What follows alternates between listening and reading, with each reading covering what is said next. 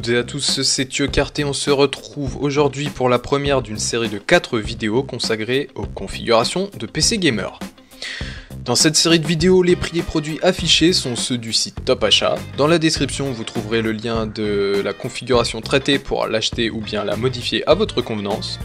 Et commençons dès maintenant avec la première config.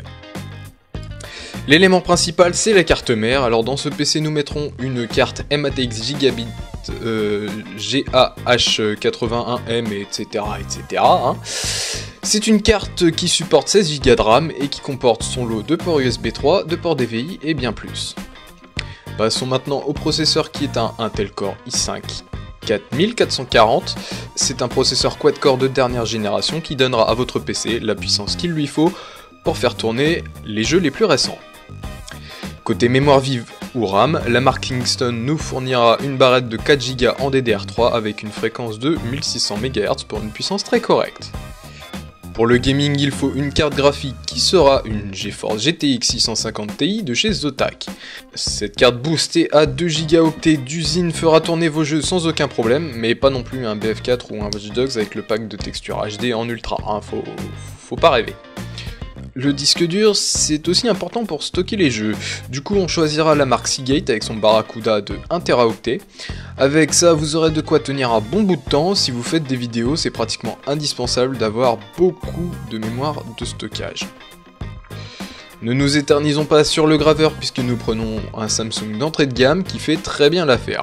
Si vous avez besoin d'une fonction Blu-ray, vous pourrez choisir celui qui vous convient dans le Configomatic. Pour ces 4 vidéos, je vais rester sur le même boîtier, mais simplement avec une petite variante de couleur. Pour cette première config, nous prenons le Cooler Master Elite 310 noir et bleu.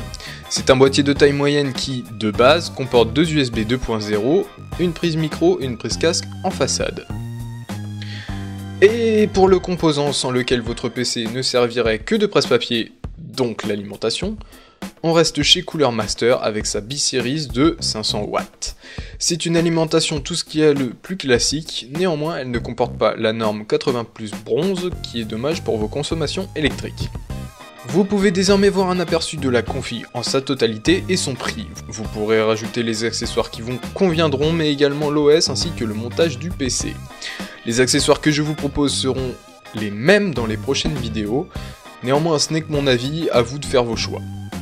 La vidéo touche maintenant à sa fin, j'espère qu'elle vous a plu, n'hésitez pas à la partager, à l'aimer et à la commenter.